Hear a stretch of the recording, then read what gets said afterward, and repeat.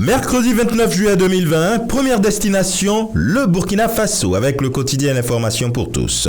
Dans sa livraison du jour, on lit « Réouverture des frontières aériennes, ne peut venir au Burkina désormais que celui qui va satisfaire les conditions sanitaires requises ». Et pendant ce temps, au Mali, ça chauffe toujours. Avec l'essor, sortie de crise, le journal propose les mesures fortes de la CEDEAO. Sur la même actualité, l'indicateur du renouveau indique que le sommet de la CEDEAO exige la démission des 31 députés contestés et des législatives partielles. Au Sénégal, le Sud Quotidien revient sur les hommages à Babacar Touré. Le président Macky Sall a Ngaparou, Babacar et moi, comme pour évoquer l'hommage du numéro 1 sénégalais à l'illustre disparu. Et parlant hommage, on y est toujours avec l'AS, la maison de la presse baptisée à son nom. Babacar Touré, immortalisé, apprend le journal. Le Soleil, lui, fait un focus sur les conséquences collatérales de la pandémie du Covid-19.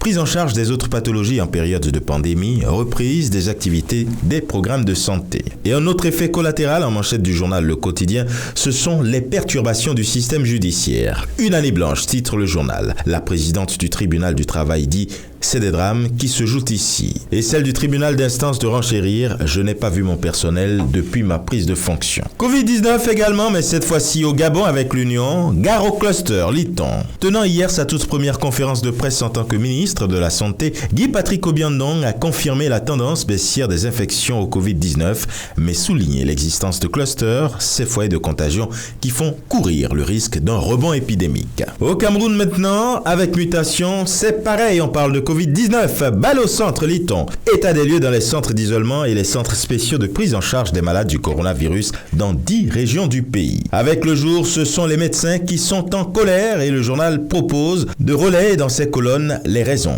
de cette furie. Retour sur les circonstances de la suppression d'une prime et déjà 1500 signataires d'une pétition adressée au chef de l'État. Cameroun Tribune lui parle de dépistage du Covid-19.